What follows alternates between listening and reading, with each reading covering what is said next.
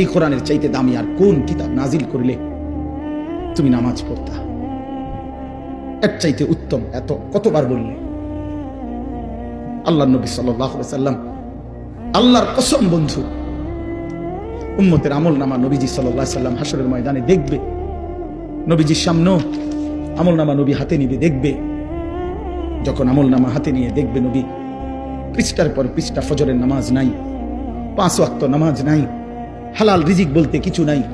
30 বছর সুদের টাকা, ঘুষের টাকা, কিস্তির টাকা, 30 বছর ধরে নাচ গান, নাটক, সিনেমা, ঘরে টেলিভিশন, বাজারে টেলিভিশন, স্ত্রী বেপর্দা, ছেলেটা নামাজ পড়ে না, মেয়েটা পর্দা করে না, নিজে বিড়ি সিগারেটের মধ্যে আসক্ত, কারো নামাজ নাই, বন্দিগি নাই, কোরআনের তিলাওয়াত নাই।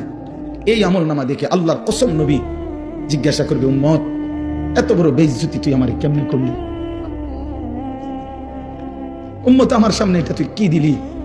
তুমি কি জানো উম্মত, আমি 23টা বছর টানা তোর জন্য কেঁদেছিলাম উম্মত।